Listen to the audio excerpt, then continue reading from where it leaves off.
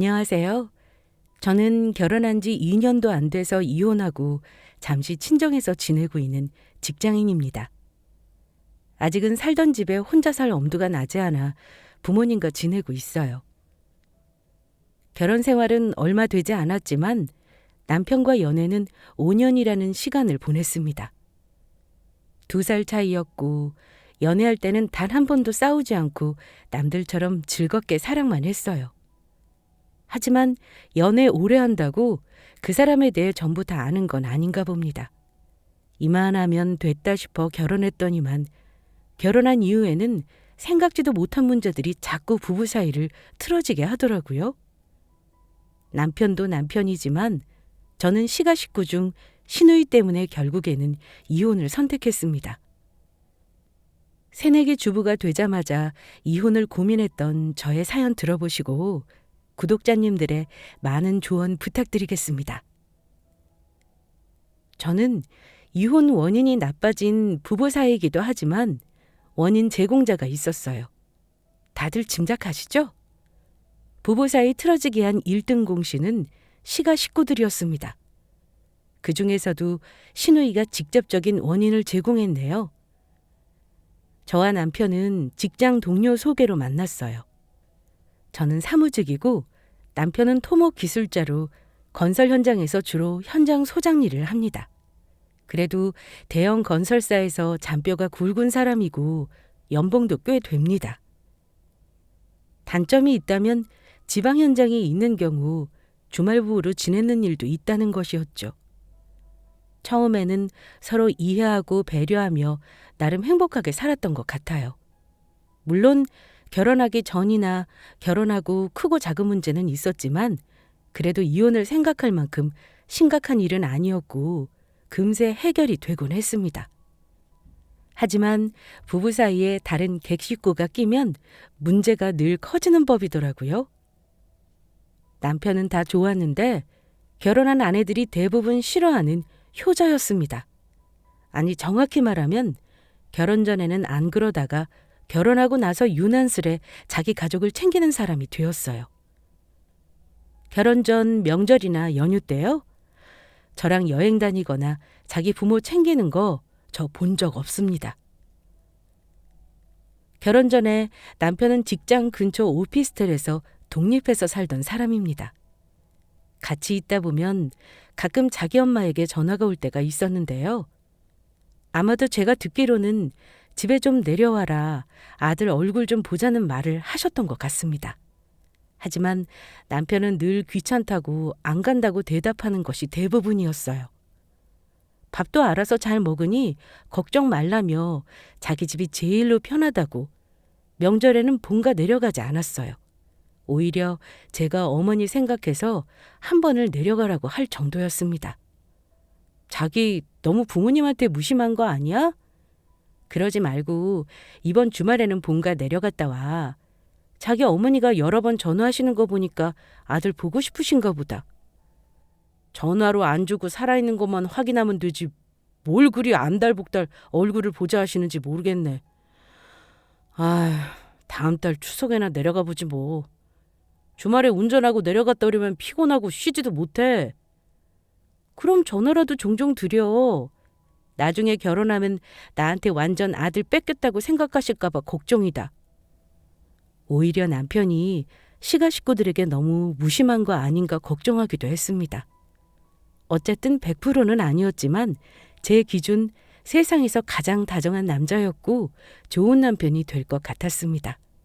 그러다 결혼 이야기가 오갔고 예비 남편에게 결혼 자금이 충분치 않다는 걸 알았지만 저는 개의치 않았습니다.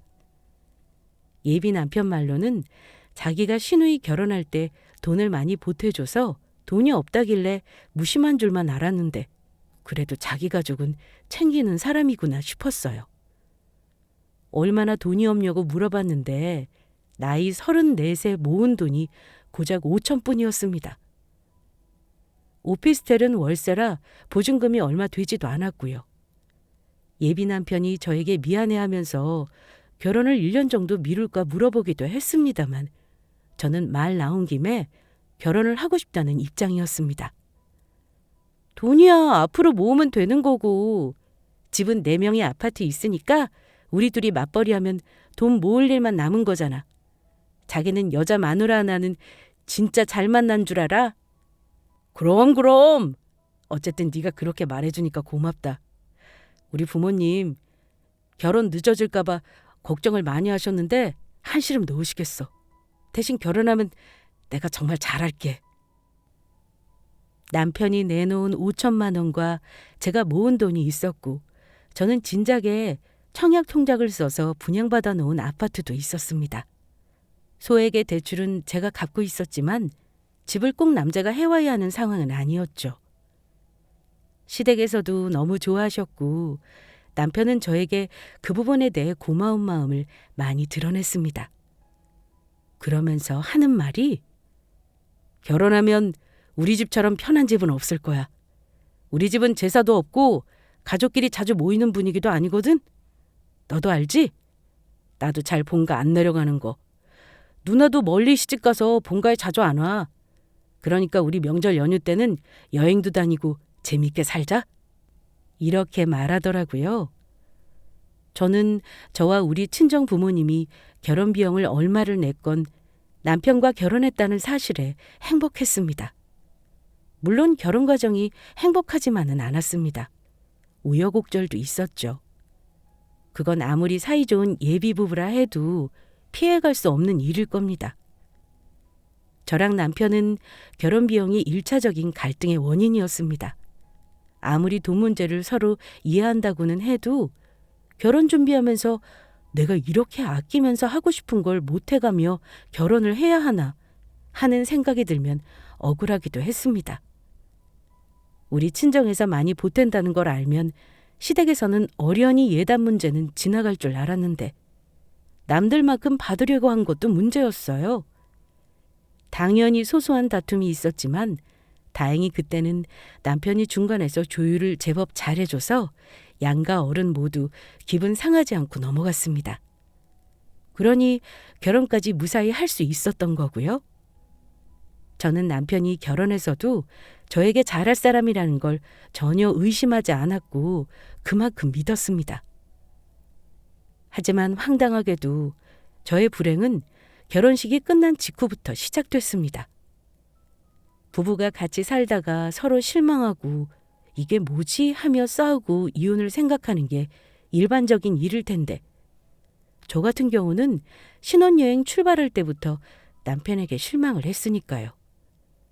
처음 부부 사이가 깨지기 시작한 건 분명 결혼 직후 신혼여행 때부터였다고 생각해요.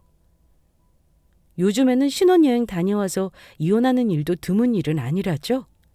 늘 다정하고 저에게 맞춰주려던 남편이 예전과는 너무나 다른 모습을 보이며 권위적으로 구는 걸 그때 처음 봤습니다. 공항에서 비행기를 기다리며 양가 부모님에게 잘 다녀오겠다 인사를 하고 있었을 때였는데요. 남편과 통화하던 시어머니가 저를 바꾸라고 했나 보더라고요. 그런데 어머니가 대뜸 저에게 하시는 말씀이 이제까지는 우리 가족이 아니니 그런가 보다 했지만 오늘부터는 할 말을 좀 해야 할 듯 싶구나. 너 보면 아직 배워야 할 게 참 많은 것 같아. 아직 네 시누이한테 전화 안 넣었다며? 결혼 준비하는데 이런저런 거 도와줘서 고맙다고 꼭 전화해서 얘기해라. 신혼여행도 잘 다녀오겠다고 말하고. 아까 보니 우리 딸이 자기 출가 외인이라고 옳게도 무시하는 거냐면서 기분이 안 좋더구나. 너 오늘 우리 딸이랑 눈도 안 마주치고 인사도 안 했다며? 우리 딸이 서운해하는 것 같더라. 여수에서 여기까지 동생 결혼식 보겠다고 며칠 전부터 와 있었는데 너도 고맙다고 해야 맞지. 저는 어머니 말에 너무 놀랐습니다. 다들 아시겠지만 결혼식 날 얼마나 정신없고 바쁜지 아시잖아요. 저는 아예 생각도 못하고 있었는데 서운하다고 지적하시니 놀랄 수밖에요. 전화로는 알겠다고 대답했고 남편에게 그랬습니다. 자기야, 어쩌지? 당신 누님이 내가 오늘 따로 인사도 안 하고 못 본 척했다면서 오해를 단단히 하신 것 같아. 저는 어쩌나 싶은 마음에 남편이 먼저 전화로 신우이에게 전화해서 오해를 풀어주길 바랬지만 남편은 전혀 예상치 못한 반응으로 저를 놀라게 했습니다. 뭐? 우리 누나가 서운하다고 한 거 보면 네가 무시했다고 느낀 게 맞나 보네. 나한테 말할 시간에 빨리 누나한테 전화부터 하면 될 일이잖아. 이러면서 짜증을 내는 겁니다. 저는 결혼 준비와 몰려오는 피곤함으로 남편이 예민해졌다고 생각하고 참고 넘어갔습니다. 그리고 신우이에게 하기 싫은 전화를 했는데요. 신우이가 신경질적으로 저에게 한 소리 하더라고요. 올케, 내 동생이 집 못해가고 올케 명이 집에 얹혀 산다고 우리 식구 우습게 알면 나 앞으로 그냥 안 넘어가? 우리 민수가 나한테 이런저런 도움 준 걸로 못마땅해 하는 것 같아서 하는 말이야. 혹시 그래서 나 무시한 거야? 어쩜 인사 한마디 없이 쌩하니 가니? 내가 우리 남편 보기 민망하더라. 형님, 저는 그런 생각도 못했어요. 전혀. 그런 마음 없으니까 오해하지 말아주세요. 제가 원래 누구한테 살갑게 굴지도 못하는 성격이라 단단히 오해하신 것 같네요. 그리고 오늘은 아시겠지만 결혼식 당일인데 당연히 정신 하나도 없고요. 이렇게 전화드렸으니까 오해 푸셨으면 좋겠네요. 신우이에게 전화해서 이유도 모른 채 미안하다, 죄송하다, 사과를 했어요. 그게 사과할 일인지는 모르겠지만요. 그때는 몰랐지만 지금의 저는 신우이가 정말로 기분 나빠서 저런 말을 했다고 생각하지 않습니다. 아마도 처음부터 저를 기선제압하려고 억지를 부린 게 아닌가 싶어요. 신우이는 저보다 5살이 많습니다. 그 당시 저는 28살이었으니 아무것도 아는 게 없었죠. 결혼은 늦은 편이라 남편이랑 저 결혼하기 2년 전에 이미 결혼했고 아이는 없었어요. 뭐 때문인지 모르지만 상견례 때 신우이 내외는 오지 않았었는데 저와 만날 일이 자주 있지 않아서 어떤 성격인지 저도 잘 모르고 있었습니다. 그런데 결혼 첫날, 그것도 신혼여행 떠나기로 한 공항에서 전화로 이 난리를 치게 한 걸로 보아 보통 사람은 아니겠구나 느끼긴 했어요. 남편이 평소에 말하기를 신우이와 별로 친하지는 않다고 했지만 누나 결혼 비용 보태주느라 자기 결혼 자금도 모자랐던 걸 보면 아주 사이가 안 좋은 남매는 아니겠거니 짐작만 했고요. 저는 그 부분도 이해가 안 가는 게요. 신우이는 자기 남동생 결혼하는데도 금전적으로 뭘 보태준 게 없었다는 겁니다. 동생은 누나 결혼할 때 수천만 원을 내놓으면서 잘 살라고 했다는데 그 돈 갚은 것도 아니면서 동생 결혼할 때 입을 싹 닫다니요. 만약 저라면 아무리 남매라 해도 사이가 틀어졌을 거예요. 막상 결혼을 해보니 그동안 내가 알던 남편의 모습도 그렇지만 시댁의 상황도 처음 알게 된 것들이 많았어요. 아들 결혼할 때 못 살지도 않은 시댁이 왜 도와준 게 없었나 궁금했었는데 시부모님이 땅을 담보로 억대의 대출이 있다는 것도 알게 됐습니다. 남편은 저에게 돈을 못 모은 이유가 2년 전 신우 결혼 때 목돈을 보태줬기 때문이라고 했지만 결혼하고 보니 그게 아니었습니다. 가족들이 돈 문제로 다 얽혀 있더라고요. 남편은 부모님이 땅을 담보로 대출받은 것에 보증을 서줬다는 사실도 그때 알았습니다. 부모님이 농사를 지으시다 보니 수입이 있긴 했지만 남편도 대출금을 같이 갚아왔더라고요. 결혼 후에 돈 관리를 각자 하자고 하길래 이유를 물었더니만 남편이 하는 말이 자기 부모님에게 돈을 보태줘야 한다더군요. 그때 아차 싶었습니다. 더한 건 뭐였냐면요. 신우이가 결혼하고 나서 사업을 하겠다고 일을 벌였는데 그때 남편 명의로 신용대출을 해준 것도 있다는 사실을 알았을 때는 진짜 황당했습니다. 아무리 가족이라도 빚을 대신 내준다는 건 저로서는 이해할 수가 없었어요. 그것도 결혼해서 1년이 다 된 시점에 은행에서 날아온 대출 연장 우편물을 보고 안 겁니다. 그걸 제가 못 봤다면 남편은 아마 말을 끝까지 안 했을 거예요. 어느 여자가 그걸 그냥 넘어가겠습니까? 결혼해서 남편이 돌변한 거나 시댁 식구들이 힘들게 하는 건 100번 양보해서 참고 넘어간다 쳐도 저에게 거짓말을 하거나 고의로 속인 건 넘어갈 수가 없었습니다. 당신 이거 뭐야? 아니 대체 나한테 말도 없이 왜 대출을 받은 건데? 이거 받은 지 꽤나 된 거던데 3천만 원이나 대출 받으면서 왜 나한테 말도 안 한 거야? 아, 그거 내 이름으로 빌린 거지만 내가 갚는 거 아니니까 걱정 마. 우리 누나 사업 자금으로 급하다고 해서 빌려준 거야. 당연히 누나가 매달 이자 내고 있지. 당신이 이럴까 봐 그냥 말 안 한 건데 뭘 그리 화를 내? 당신더러 갚으라는 돈도 아니잖아. 남편의 뻔뻔함에 저는 말문이 막혔습니다. 내가 갚을까 봐 이러는 거야? 작은 돈도 아닌데 형님이 쓰는 돈을 당신 명의로 빌려줬다는 게 문제지. 사람 일 모르는 거야. 만약에 형님이 못 갚아서 당신이 대출 연체되고 나면 어쩔 건데? 우리 나중에 대출 필요한 일 생겼을 때 당신 신용에 문제 생기면 어쩌려고 함부로 대출을 해줘? 저는 남편을 나무랐지만 남편은 듣기 싫다며 제가 하는 말을 잔소리라고 일축했습니다. 우리 누나가 못 사는 사람도 아니고 사업하느라 돈이 좀 모자라서 빌린 거야. 당신하고 아무 상관도 없는 돈이고 설마 그 돈을 못 갚아서 문제 생길 일 없으니까 잔소리 그만해. 내가 우리 누나 힘들다는데 돈 3천도 내 이름으로 못 빌려주냐? 신우이가 본인이 하는 가게인지 뭔지를 잘 이끌어서 문제없이 남편의 명의 빚도 잘 갚는다면 그래도 문제가 커지지 않았을 겁니다. 하지만 불행한 예감은 왜 빗나가지를 않는 건지.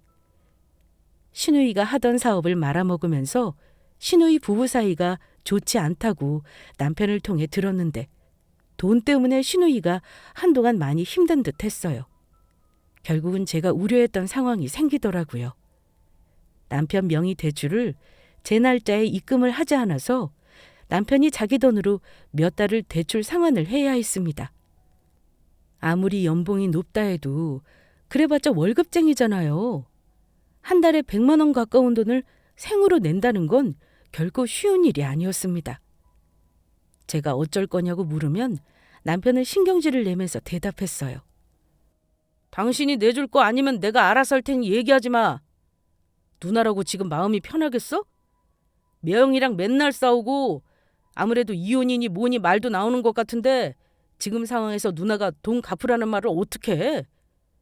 나중에 때 되면 말할 테니까 당분간 모른 척해. 내가 돈 내는 거지 네가 내는 거 아니잖아. 그래도 그렇지.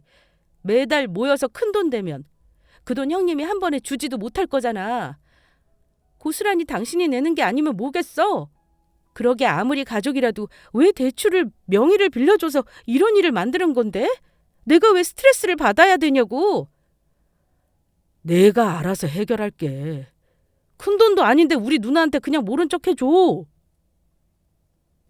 구구절절 제가 하는 말이 전부 맞으니 남편도 한숨만 쉬고는 어떻게든 해결해 보려는 듯 한동안 자기 누나랑 계속 연락을 하는가 싶었습니다.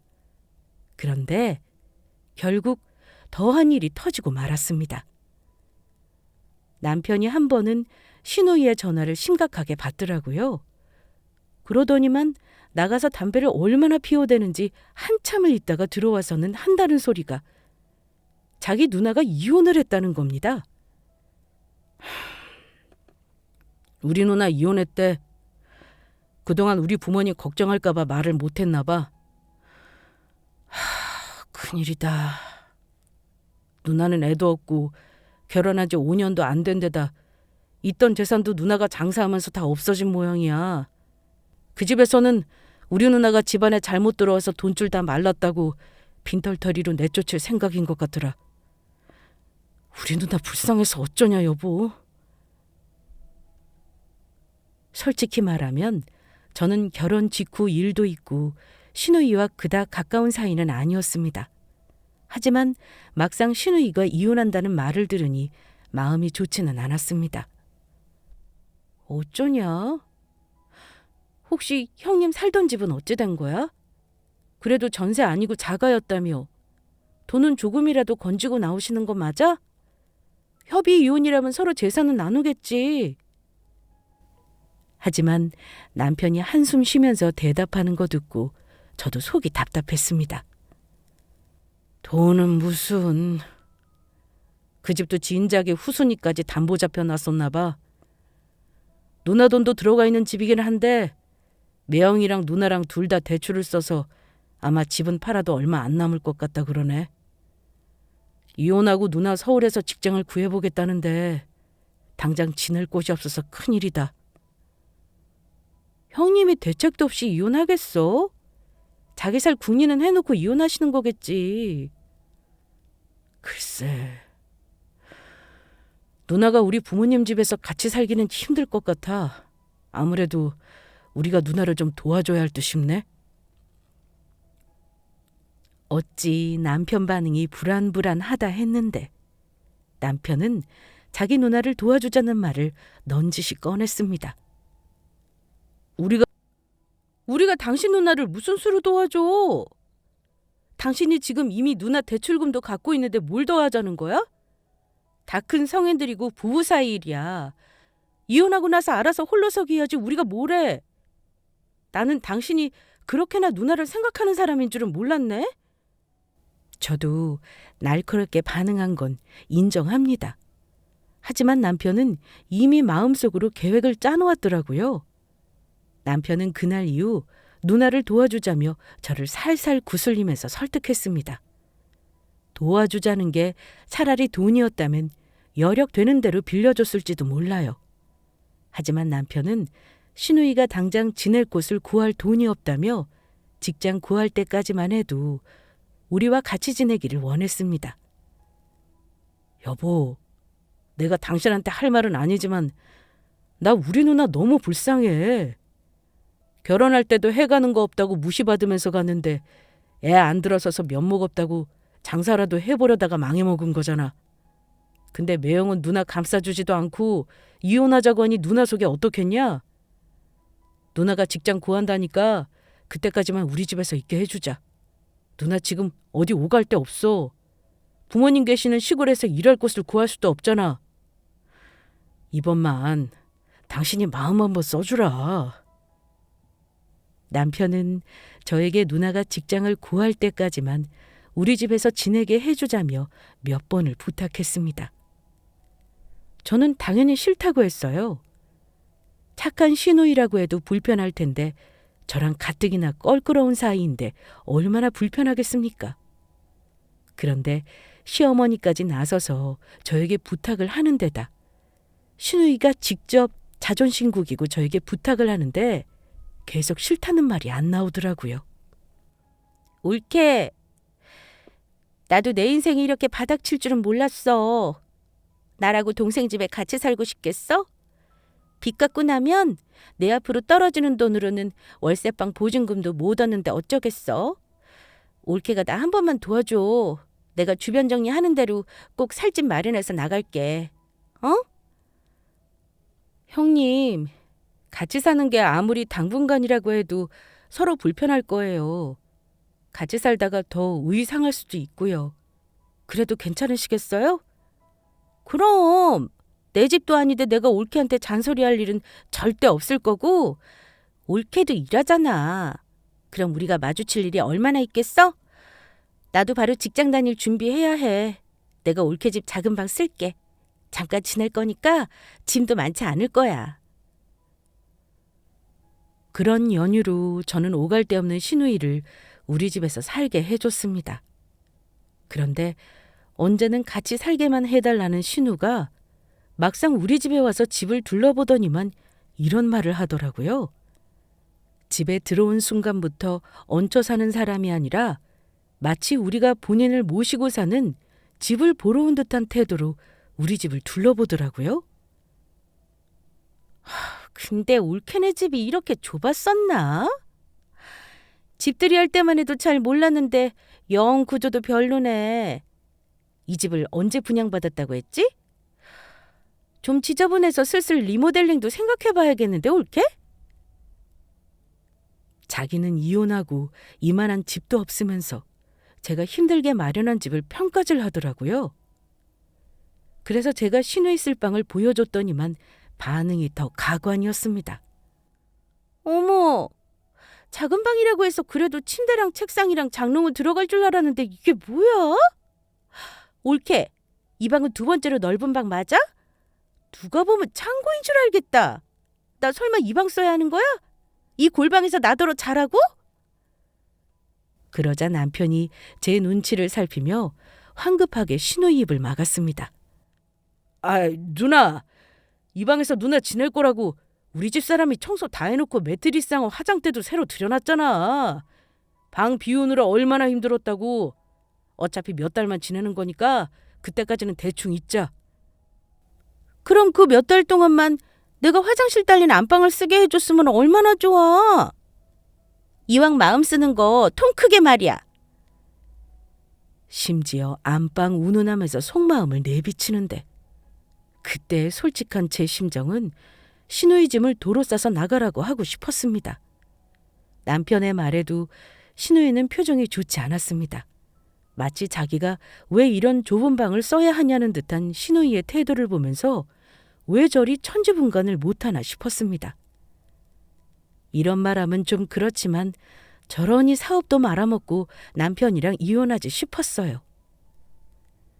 남편에게 시누이의 뻔뻔함을 따지니까 남편은 저한테 이해를 좀 해달라며 자기 누나를 감싸고 돌더라고요. 저는 앞으로의 동거 생활이 심히 걱정되기 시작했습니다. 제 예상대로 시누이가 같은 공간에서 지내게 되니까 또 다른 문제가 생기기 시작했습니다. 일단 시누이는 결혼해서 살림한 경험이 있는 여자라고는 도저히 믿을 수 없을 만큼 주변 정돈을 못하는 성격이었습니다. 저나 남편이나 맞벌이를 하는지라 매일 집을 깨끗이 치우고 살지는 못했어요. 그래도 저는 더러운 건 못 보는 성격이라 정리정돈과 청소는 신경 쓰는 편입니다. 그런데 신호 하나 들어왔다고 집이 어쩐지 청소할 일이 더 많아지더라고요. 저는 그래도 시누이가 살림도 했던 사람이니 어느 정도는 집안일을 도와줄 줄 알았습니다. 돈 한 푼 안 내고 남동생 부부 집에 얹혀 살면 그 정도는 해야 하는 거라 생각해요.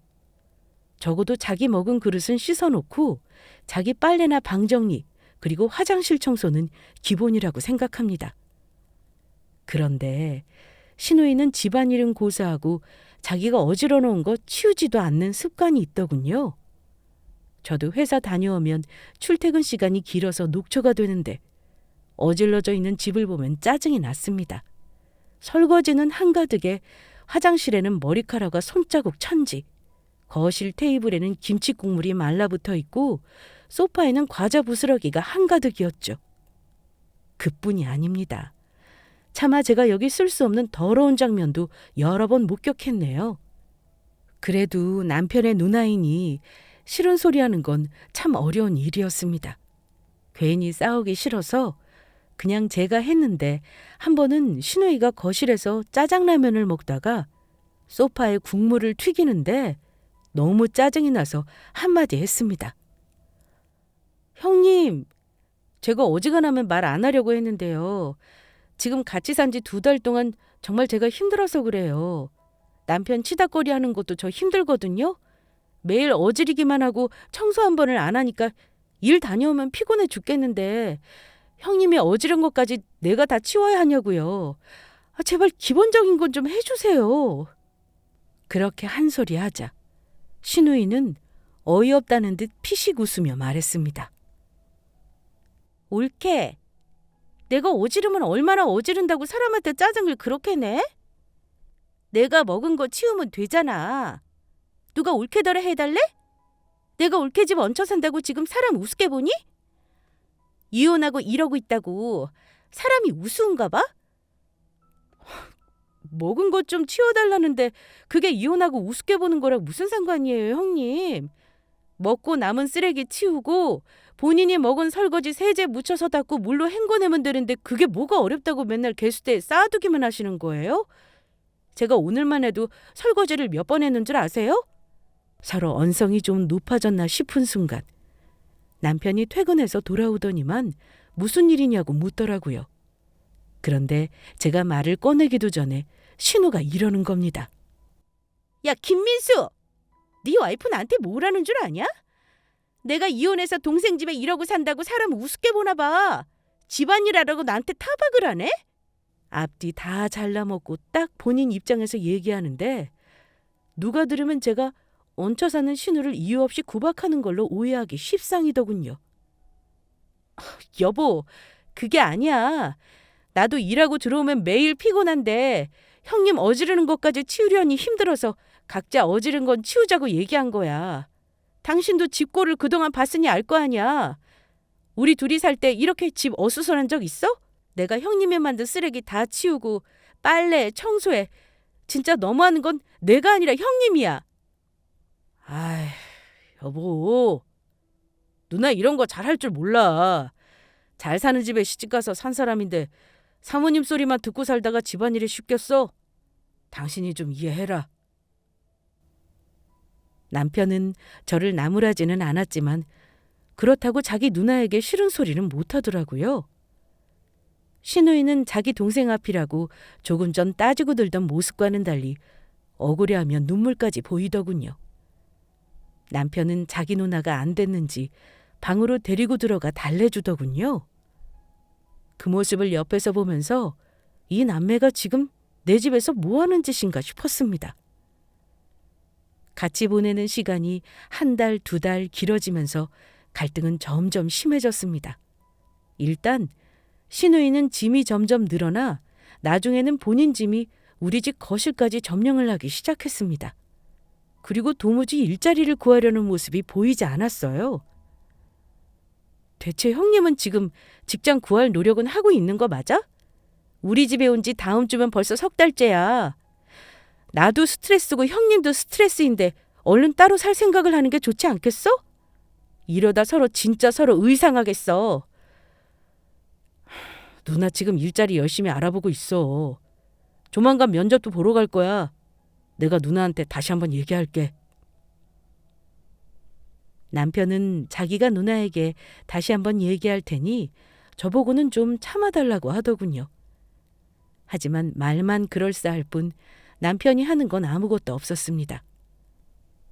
방에 들어가 얘기하는 신용을 하긴 하는데 저한테 말한 거와 달리 둘이서 제 욕을 한다는 것도 저는 분위기로 다 알고 있었지만 모른 척 했습니다. 신우도 얄미웠지만 남편에게도 참 서운하고 섭섭하더군요. 저는 신우이가 꼴 보기 싫어서 주말에는 아예 집을 비우고 나가 있었습니다. 친정에서 자고 오거나 어쩌다 연휴가 되면 아예 친정에서 며칠씩 있다가 오곤 했어요. 그때마다 남편은 신우이 핑계를 대며 저만 친정에 보냈습니다. 그러다 사건이 터진 건 추석을 지내고 제가 친정에 주말을 껴서 일주일가량을 보내고 돌아온 일요일 저녁에 일어났습니다. 집에 다 왔을 무렵 남편에게 전화했더니만 PC방에서 1시간만 더 하고 들어온다길래 그러라 했죠. 집에 도착했는데 어쩐지 인기척이 없더라고요. 저는 신우가 외출한 줄 알았는데 안방문을 열려는 순간 방 안에서 신우 목소리가 들리더라고요. 누군가와 대화를 하는데 가만히 듣고 있으니 누군가와 전화통화를 하고 있더라고요. 그런데 무슨 말을 하나 했더니만 황당한 말이 신우 입에서 나오더군요. 아마 시어머니와 통화를 하는 듯 했습니다. 아니, 내가 잠깐 지들한테 신세 좀 진다고 나를 오나전 부엌대기 취급을 한다니까? 방구석은 거의 창고 수준이지 뭐. 몇 달만 있으려고 했는데 일이 좀 안 풀려서 올케네 더 지내야 할 것 같긴 해.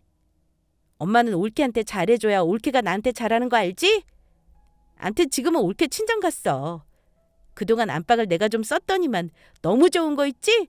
올케 오면 방 바꾸자는 말 한번 더 해봐야겠네. 순간 함부로 부부가 쓰는 침실을 썼다는 올케가 너무 미웠습니다. 화가 난 저는 그대로 문을 벌컥 열고 안방으로 들어갔어요.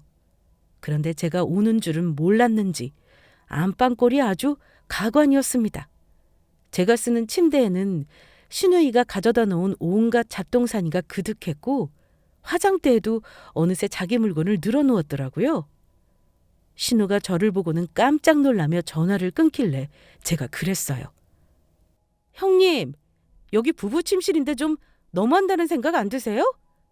저 친정 갔다고 지금 남의 안방에서 뭐 하는 거예요? 당장 비워주세요. 그러자 신우이는 미안하다는 표정이 아니라 머쓱한 표정을 짓더니만 이러는 겁니다. 어머, 옳게. 인기척 좀 내고 오지, 깜짝 놀랐잖아. 아니, 내가 옳게 친정에 가 있는 동안 안방에서 지내봤어. 어차피 비온 방인데 내가 좀 쓰면 어떨까 싶어서 말이야. 근데 하나둘 내 물건 옮기다 보니 너저분해지긴 했네. 형님, 내가 내 집 들어오면서 굳이 인기척을 내야 하는 거예요? 형님이야말로 저 오늘 오는 거 알면 이 방에서 지낸 흔적이라도 없애던가요. 대체 이게 다 무슨 꼴이죠? 치우면 되잖아, 옳게.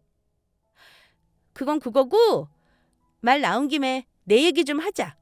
옳게. 나 그냥 안방 내줘. 도저히 저 방 골방은 좁아서 못 쓰겠어. 나는 높은 침대만 써서 그런가 낮은 매트리스는 너무 어색하고 방이 영 정이 안 가. 화장실도 불편하단 말이야.